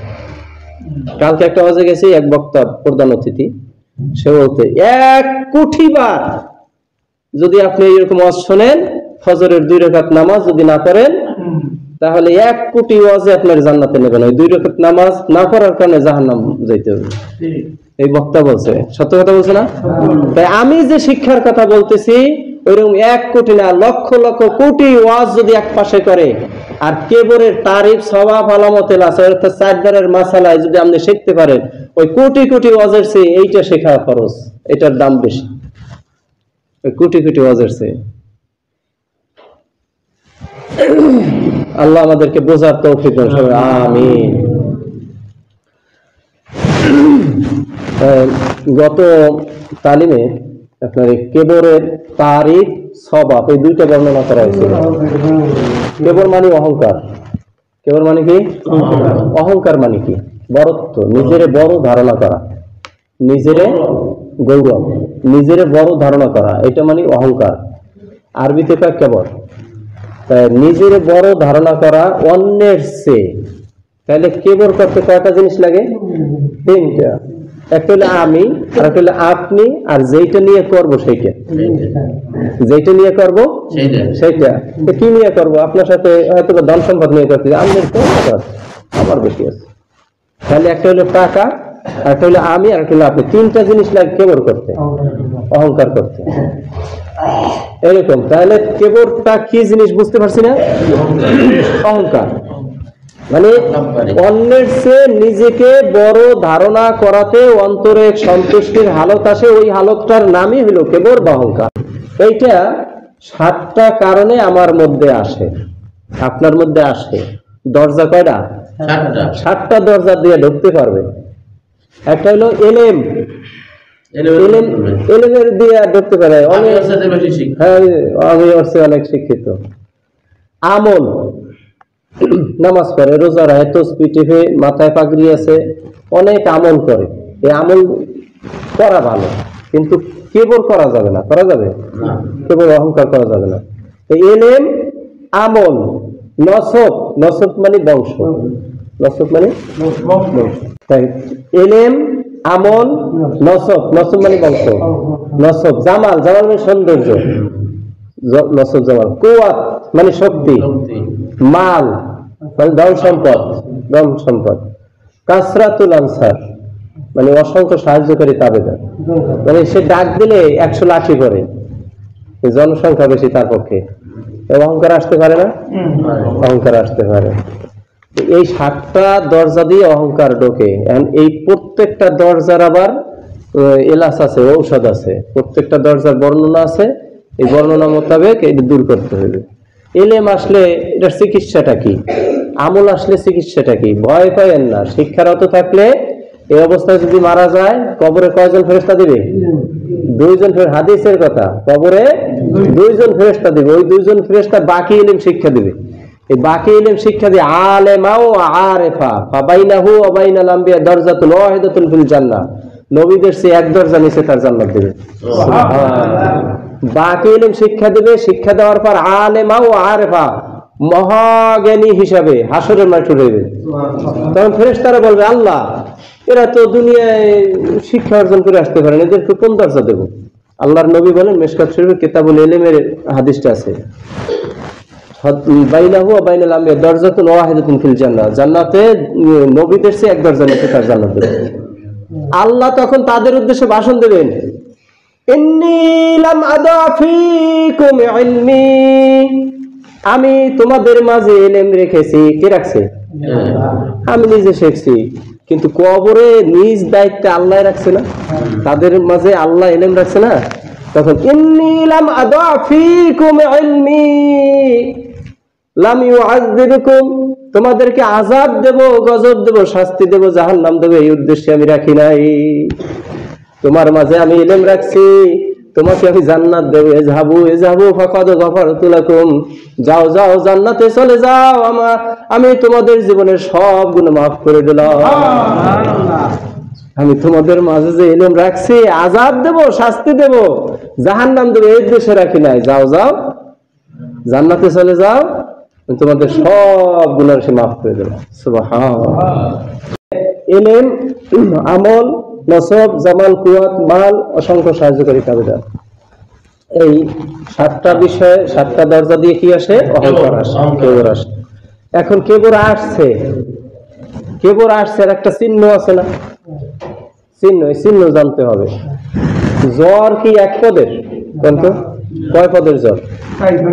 টাইফয়েড জ্বর, ম্যালেরিয়া জ্বর, নিউমোনিয়া জ্বর, ডেঙ্গু জ্বর, চিকুনগুনিয়া জ্বর, ভাইরাস জ্বর, কত পদের জ্বর আছে না? এখন এক পদের জ্বর আছে, আর এক পদের ঔষধ দিলে ধরবে? এক জ্বরের ভিন্ন ভিন্ন ঔষধ, এক জ্বরের কি ভিন্ন ভিন্ন। ঠিক তেমনি ভাবে আপনার অন্তরের মধ্যে অহংকার আসছে, আর অহংকার কোন পদে আসছে, ওই পদের উপরে কি দিতে হবে? ঔষধ দিতে হবে। সেইটা আপনার জানতে হবে। ভয় পাওয়ার কারণ আছে? ভয় পাওয়ার শিখতে শিখতে আমার আয়ত্ত হয়ে যায়, আপনার আয়ত্ত হয়ে যাবে। আয়ত্ত যদি না হয়, সুসংবাদ আছে না? সুসংবাদ আছে। কেবর যে আমার মধ্যে আছে, এর আলামত কয়টা? এখানে 7টা লেখছে, তারপর ওই পাশে লেখছে আরো কয়েকটা। প্রথমত 7টা আমি একটু পড়ি। আল্লাহর হুকুম বিনা প্রতিবাদে মানিতে দিলে না চাওয়া, বিনা প্রতিবাদে আল্লাহর হুকুম মানতে চায় না, মনে করতে তার মধ্যে কি আছে? অহংকার আছে। এটা চিহ্ন, আলামত, লক্ষণ। 2 নম্বরে নায়েবে রাসূলের তাবেদার হইতে দিলে না চাওয়া।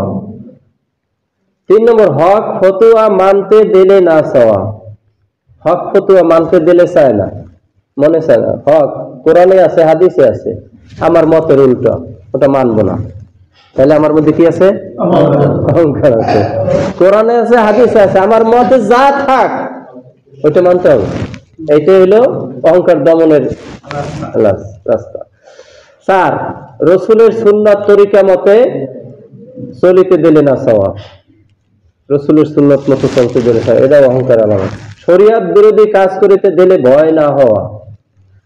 6 নিজেকে ছোট ধারণায় না আনা অহংকারের আলামত।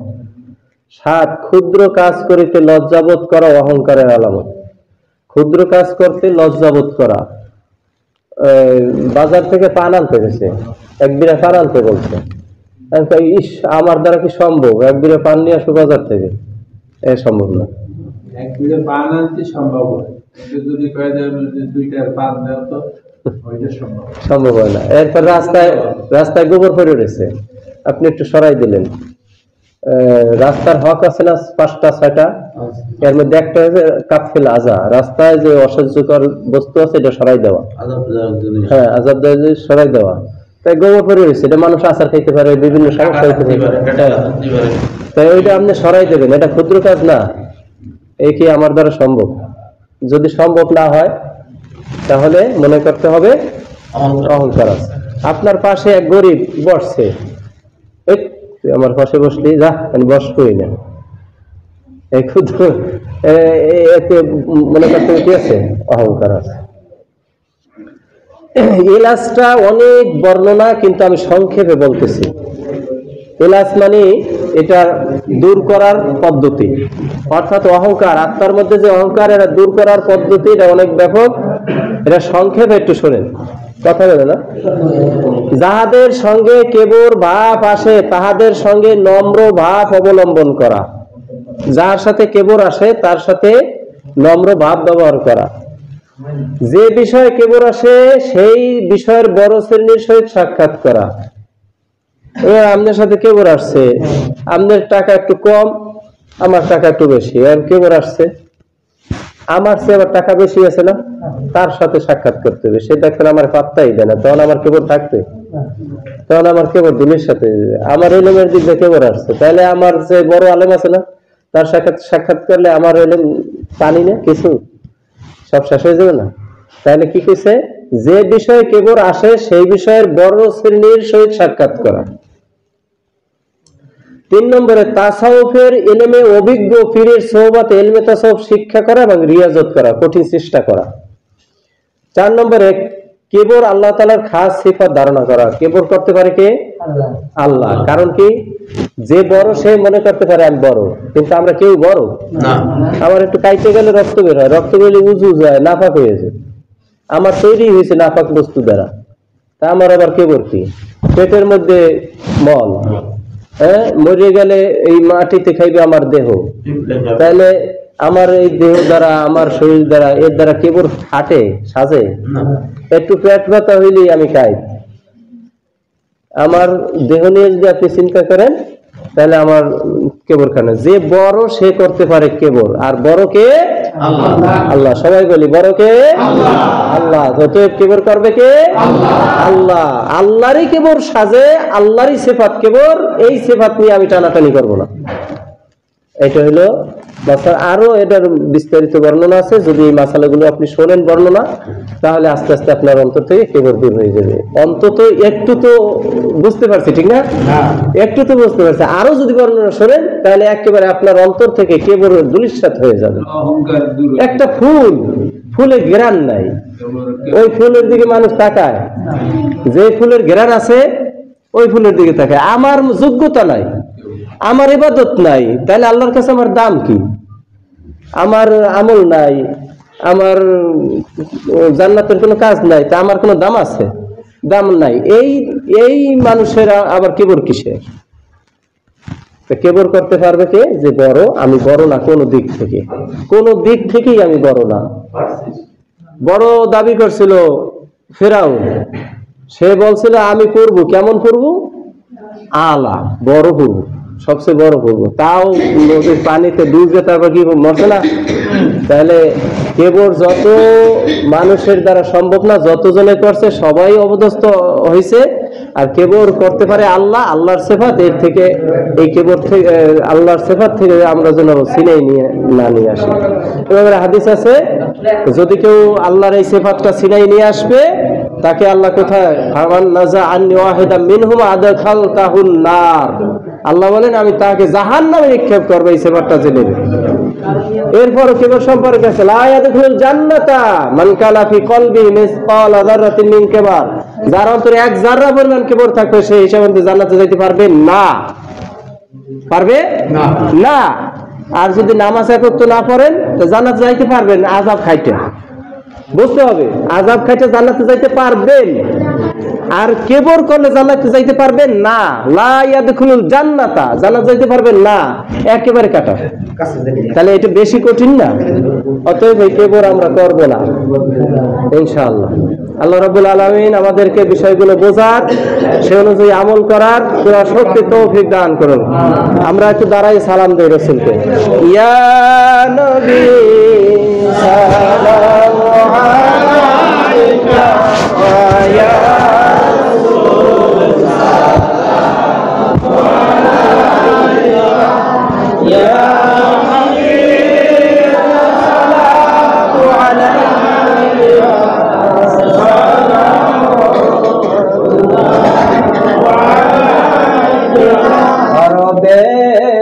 সর্বশ্রেষ্ঠ বীর, হাতে নয় উলঙ্গ শামশির,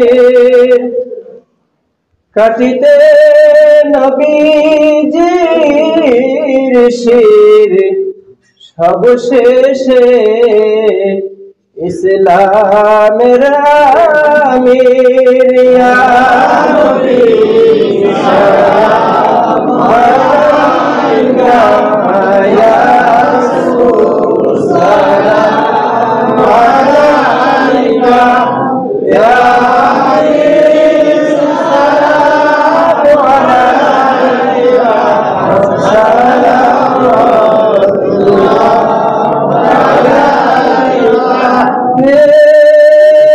নবী মদিনায় বসে দেখেন গো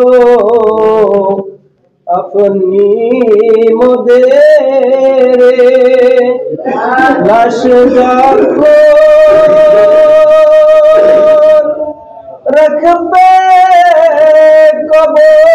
কবরে, দেখিয়েন মায়ার নজরে। ইয়া নবী সালাম আলাইকা ইয়া রাসূল সালাম আলাইকা ইয়া ঈসা সালাম আলাইকা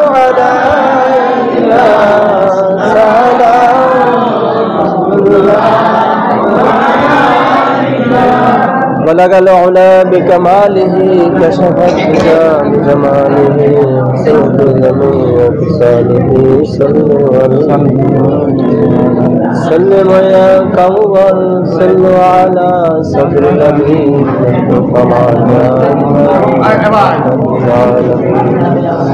الصلاة والسلام عليك يا رسول الله، الصلاة والسلام عليك يا حبيب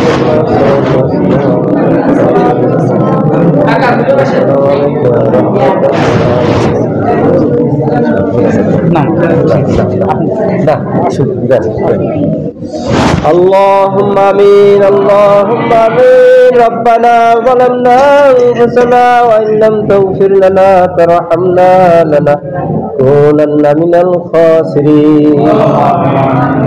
রব্বুল আলামিন, আমরা গুনাহগার বান্দা আপনার শহীদ দরবারে হাত তুলন করেছি। আল্লাহ আপনি আমাদের জীবনের সমস্ত গুনাহরাশি মাফ করিয়ে দিন।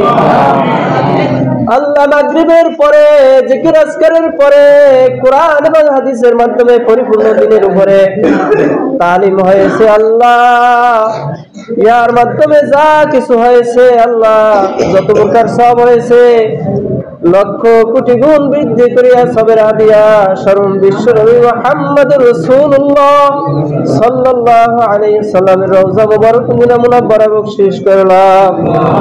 সাহাবায়ে কেরাম তাবেঈন তাবেঈন ইমাম মুজতাহিদ মুজাদ্দিদ নায়েব রাসূল প্রত্যেকের সবের হাদিয়া বখশিশ করলাম। আল্লাহুম্মা 1,24,000 মতান্তর 2,24,000 নবী পয়গম্বর মুমিন মুমিনাত মুসলিম মুসলিমাত সালেহিন সিদ্দিকিন শুহাদা প্রত্যেকের সবের হাদিয়া বখশিশ করলাম।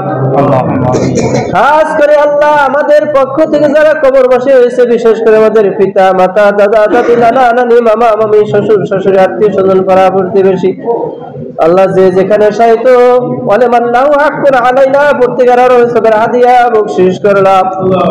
বিশেষ করে আল্লাহ আমরা যারা তালিমে এসে গেছি, এই তালিমের যারা আয়োজন করেছে আল্লাহ অন্তত একটা কথা দিয়া বুদ্ধি দিয়া শরীক থেকেছেন আল্লাহ, তাদের পক্ষ থেকে যত প্রত্যেকার কবরবাসী হয়েছে প্রত্যেকের কবরের আযাব কিয়ামত পর্যন্ত মাফ করিয়ে দিয়ে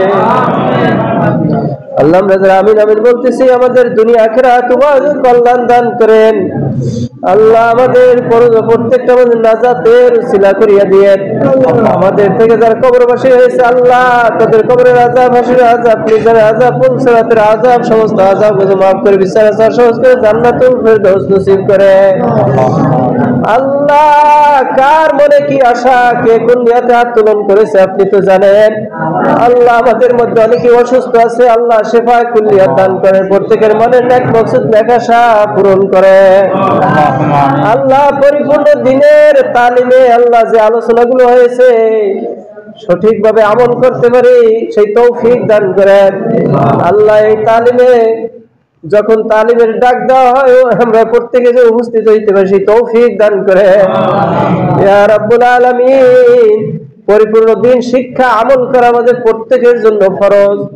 আল্লাহ আমাদের প্রত্যেক শিক্ষা আমলের পুরো শক্তি তৌফিক দান করে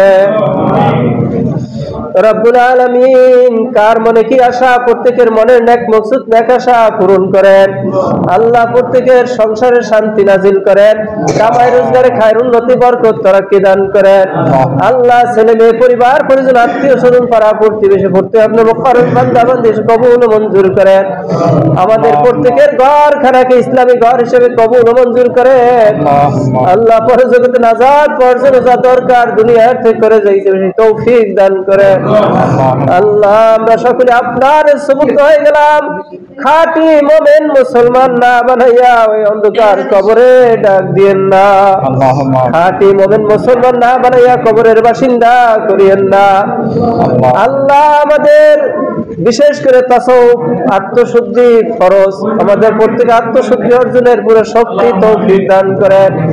নাই হুজুরের পূর্ণ ইত্তেবা অনুসরণ করার প্রতি শক্তি তৌফিক দান করেন আল্লাহ। মৃত্যুর সময় যখন মালাকুল মউত আজরাইল আলাইহিস সালাম মালাকুল মউত মৃত্যুর ডঙ্কা নিয়ে হাজির হয়ে যাবে, মৃত্যুর সময় উপস্থিত হয়ে যাবে, আমাদের প্রত্যেকে ইমানের সাথে জবানে জারি রাখেন কালেমায়ে তাইয়্যিবা লা ইলাহা ইল্লাল্লাহ মুহাম্মাদুর রাসূলুল্লাহ।